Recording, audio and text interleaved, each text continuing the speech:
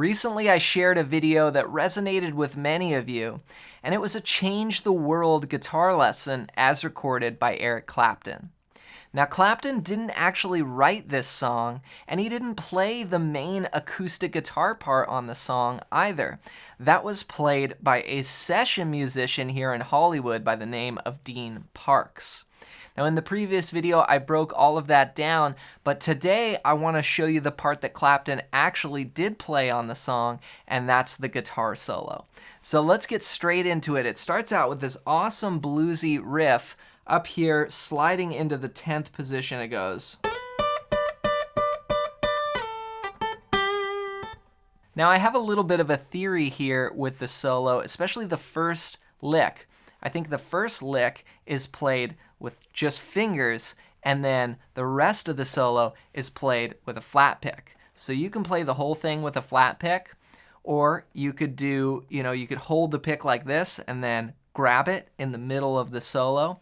Who knows what was actually done? Maybe the first lick was played fingers and then Clapton punched in, holding the pick and ready to go to the next part of the solo. That's my theory. I don't know. We'd have to ask Clapton, but here's how I do it. So I slide into 12 here on the second string with my ring finger, and then I play the 10th fret on the first string. So, and then after that, I start pinching those two strings. Now it begins on the and a 1. 1 and 2 and 3 and 4 and. So it's sort of staccato, eighth notes there after the slide in. 1. Okay, then you slide down to a pull off. So I just go to that second string, I slide 12, down to 10, pull off to 8. Okay, so then 10, 8. Okay, that's on the second string. Just a little sort of seesaw there. 10, 8. And then as that 8 is ringing, you do a little final like ghost hammer on. So the note's ringing and then you think the phrase is going to end and then there's just one more. And lots of blues players did this all the time. It's a great little phrasing move. Now it's also important there to not repluck that last note, because my theory is that, you can switch right there to the pick. Okay, so it's going to go.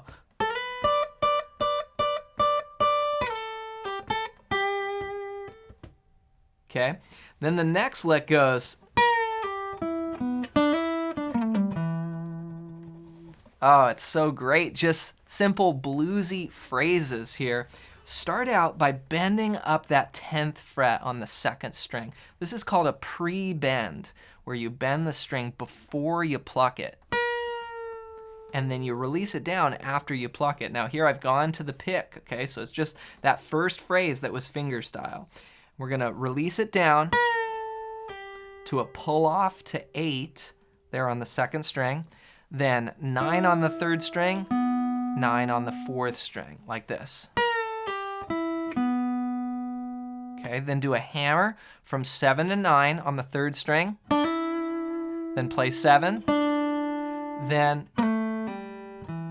this is another real smooth blues phrasing. It's like this.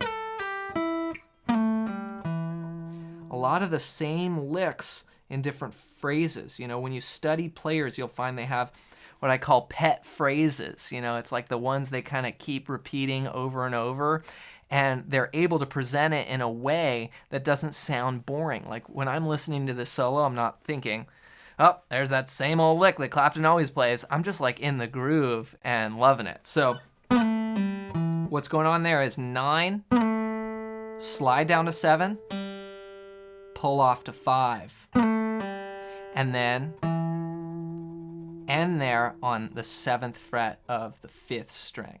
So backing up,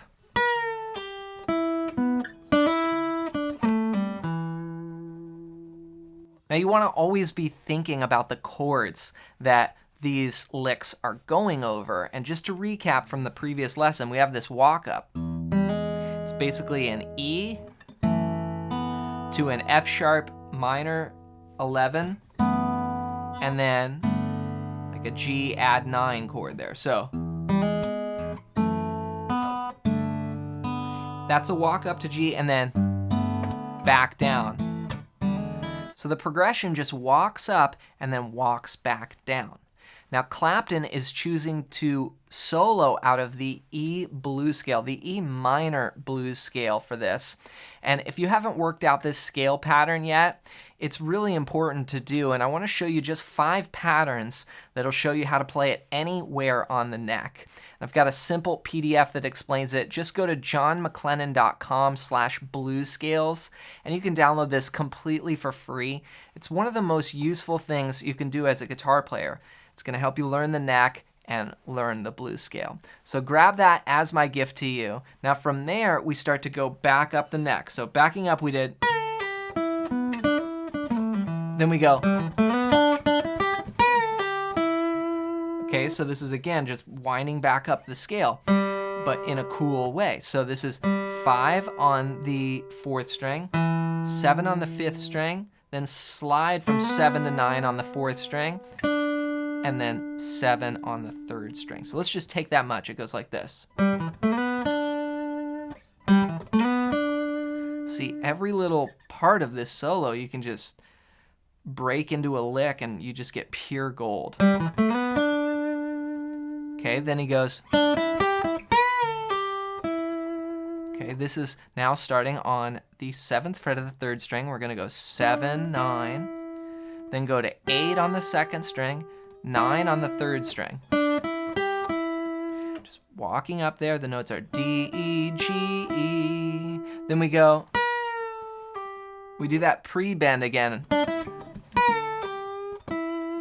And that's a bend. It releases down to a pull-off to 8, and then back to that 9th fret on the 3rd string. And again, I'm seeing this in my mind.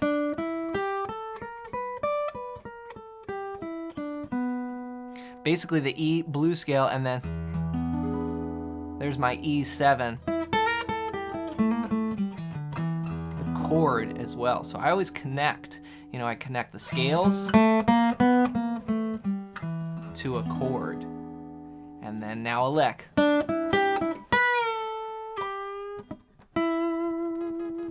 Try that again.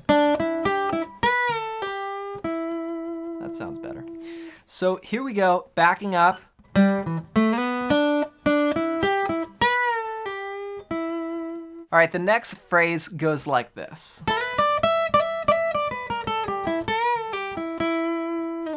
So this is 10 sliding up to 12. Then on the 1st string, 10, 12. First you just play it. And then you do 2 hammer-ons. Okay? Then you walk down the blues scale. This is 10 on the 1st string. Go to the 2nd string and play 12, 11, 10, 8. Okay, so then play 9 on the 3rd string and then do again one of those pre-bends on the 10th fret of the 2nd string. Pluck it, release it down to a pull-off on 8, and then 9, 9 on the 3rd string. So backing up.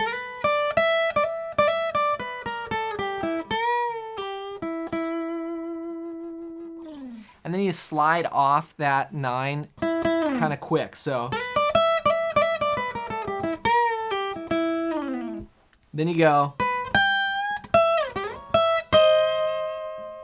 And this is where he starts to leave the solo and the band goes to that G sharp chord. So slight change here. You start on this, think about your very common E minor blues scale. You go to the 12th fret on the 2nd string, then the 15th on the 1st string with a little bend, then hit 12 on the 1st string, slide off,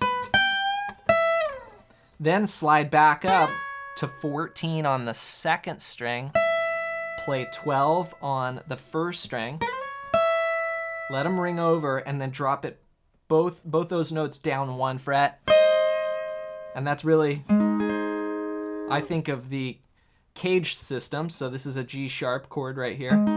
So I know that shape from caged, and then I know the scale right there. You know, it could be the pentatonic scale or just the G sharp chord, really, like that. So that's what Clapton's doing, is he's playing all blues licks, but then at the very end, he hits the chord. And doing that, he's nailing the changes. So then,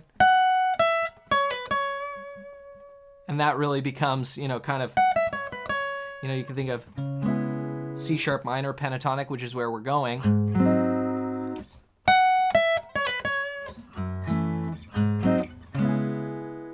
Sort of the relative minor there. So what I played here is the 14th fret on the first string, 12th fret, and then a little hammer pull off there on the second string, 14 to 12 to 14. So, and then right there, the band is in on the F sharp minor chord, and the vocals come back in for the chorus. So let's put it all together now. I'm gonna play this over just a looper pedal that has that rhythm part we covered in the previous lesson, and play the whole solo. So let's give it a try. Get ready, and I'll count you in. 1, 2, 3, 4.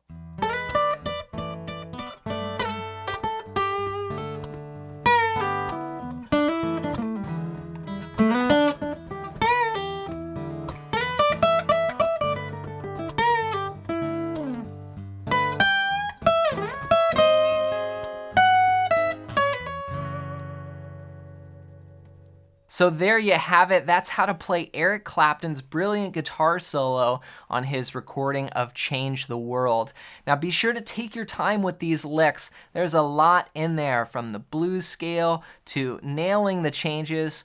And the idea is that you can take some of these phrases and work them into your own solos and start channeling and sounding like Eric Clapton. So I hope you got some value out of this video. And by the way, if you haven't worked out those blues scales, grab my free blues scale PDF guide. It's really gonna help you out and show you really kind of the theory behind the solo here and what patterns you can use to start creating your own solos just like this. Just go to johnmcclennan.com/bluescales and grab that completely for free now. And for more Eric Clapton, check out this video next.